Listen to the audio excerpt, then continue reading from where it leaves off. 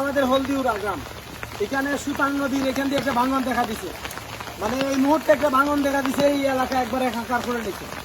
এই পানির এত স্রোত, এই স্রোতে এখানে একটা বাঁশগাছির মাজার, এই মাজারের আশেপাশে এই এলাকার কবরস্থান, সারা এলাকার মানুষ কবরস্থান দেখেন আপনার চতুর্দিকে। এই এলাকাটা অত্যন্ত বন্যায় প্লাবিত হয়েছে, এলাকার মানুষজন পানিবন্দী হয়ে যাইতেছে। আমরা চাইতেছি যে যেভাবে পারেন সবাই যার যার জায়গায় গিয়ে যেভাবে আছেন শুকনো স্থানে আপনারা চলে যান। আপনারা যদি ইতিমধ্যে শুকনা জায়গায় না যান, হয়তোবা রাত্রের মধ্যে আরো ভয়াবহ কিছু দেখা দিতে পারে। চাইলে অনেকেই ঘর ছাড়তেছেন না, অনেকে ঘর এবং বাড়ি ছাড়তেছেন না আপনারা, কিন্তু এমন ভাবে পরিস্থিতি প্রত্যেকের ঘরে 1-2 ফুট পানি আছে। আমার ভিডিও যারা দেখছেন সবার প্রতি একটাই আহ্বান রইল, আপনারা সবাই যার যার জায়গায় শুকনো জায়গায় আপনারা অবস্থান করেন। এলাকার পরিস্থিতি খুব খারাপ। এই সুতাং নদীতে 3টা-4টা ভাঙন দেখা দিছে। 3টা-4টা ভাঙনের কারণে এলাকা একবারে বন্যায় প্লাবিত, রাস্তাঘাট, ঘর বাড়ি, গরু ছাগল সব বন্ধ। বিশেষ করে এই মাঝারটা ভাঙন দেখা দেওয়ার কারণে পরবর্তীতে আজকে যদি 2-1 দিনের মধ্যে কোনো লোক মারা যায়, তার খবর দেওয়ার মতো কোনো সুযোগ নাই। মানে আমি চাইতেছি যে আল্লাহ যেন মানুষকে হেফাজত করে, আর আমরা মানুষ হিসেবে যতটুকু সহযোগিতা করার প্রয়োজন যার যার জায়গা থেকে সবাই একটু সহযোগিতা করেন। এই পর্যায়ে আমি রাসেল ভাইয়ের জিগাই, যেখানে সর্বশেষ পরিস্থিতি, এখানে তো আপনার বাড়ি, কি অবস্থা?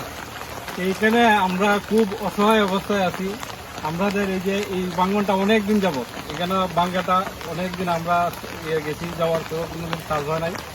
আজকে আমাদের সুমন ভাই আসছেন, সুমন ভাইয়ের কাছে আমাদের একটা অনুরোধ, আমরা এই দিকে একটু নজর দেওয়ার লাগিয়া আমাদের এই বারগাছি মুকামদার প্রতি একটু নজর দিতে। আমাদের এই এখন যদি আজকে একজন মানুষ মারা যায়, তাহলে আজকে এইখানে খবর দেওয়ার মতো কোনো সুযোগ নাই। আপনারা দেখেন,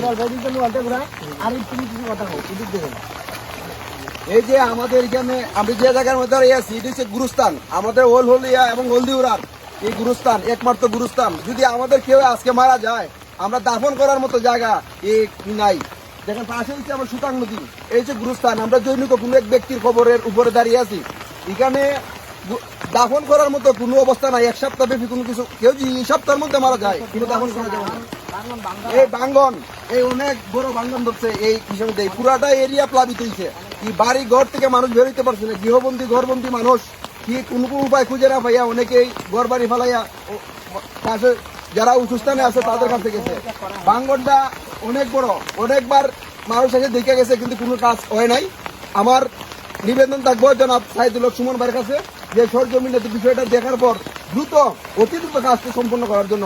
না ওই এই অঞ্চলে মানুষ সব দিক থেকে বঞ্চিত, রাস্তাঘাটের অবস্থা একদম বাঙ্গনে একাকার হয়ে গেছে। এই যে আমার কথা। ধন্যবাদ জানাই। আমরা সর্বশেষ পরিস্থিতি, যিনি আমাদের অভিভাবক, যিনি আমাদের শেষ আশ্রয়স্থল, আমাদের এমপি মহোদয় সাইদুল হক সুমন ভাইকে আজকের যে কার্যক্রম সবগুলোই আমরা পাঠাবো। উনি অনতিবিলম্বে আশা করি সবগুলোই ক্রমান্বয়ে একটা ব্যবস্থা নেবেন। সবাই ভালো থাকবেন। এলাকা থেকে সবাই যাদের ঘরে পানি উঠছে সবাই শুকনা জায়গায় যাওয়ার আহ্বান জানিয়ে আজকে বিদায় নিলাম।